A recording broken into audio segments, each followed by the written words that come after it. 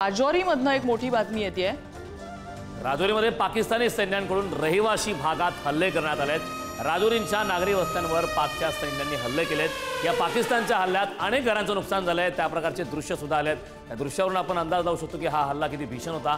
राजौरी सेक्टरमध्ये पाकिस्तानी सैन्यांकडून अंधाधुंद पद्धतीनं गोळीबार करण्यात आला। ढगे सर, ही जर दृश्य आपण स्क्रीनवर बघत असाल, राजौरीमधली घरांचे अक्षरशः छतच्या छत कोसळलेले आहे, भिंती कोसळलेल्या आहेत। हे फक्त फायरिंगने होऊ शकतं की हे आर्टिलरी शेलिंग? तुमचा अनुभव काय सांगतो?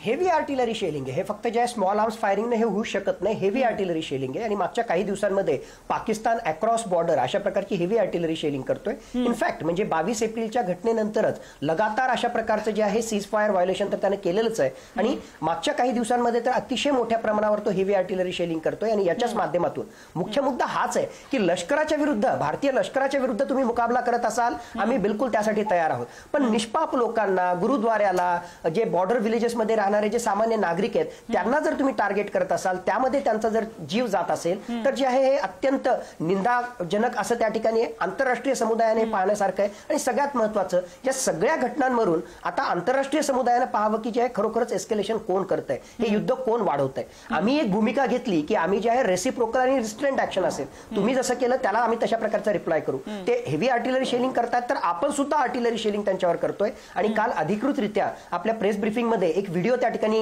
दाखवण्यात आला, ज्यामध्ये पाकिस्तानच्या पाक ऑक्युपाइड काश्मीरमध्ये एक जी त्यांची फॉरवर्ड पोस्ट आहे, ती फॉरवर्ड पोस्ट आपण उद्ध्वस्त त्या ठिकाणी केलेली आहे। आपण सुद्धा कारवाई करतोय, पण आपण मिलिटरी टार्गेट्सवर कुठल्याही सामान्य नागरिकांना टार्गेट न करता कारवाई करतोय आणि पाकिस्तान एक्झॅक्टली याच्या विपरीत करतंय। अगदी अगदी। आणि पाकिस्तानची जुनी खोड आहे, इथे सर्वसामान्य नागरिकांना टार्गेट करायचं, एखाद्या देशाला हतबलतेच्या हद्दीवर नेऊन ठेवायचं आणि त्यानंतर आमच्यावरती कसे हल्ले होतात याचा कांगावा करायचा, ही जुनी खोड पाकिस्तानची आहे। आणि इकडे राजौरी मधली ही दृश्य आपण बघतोय।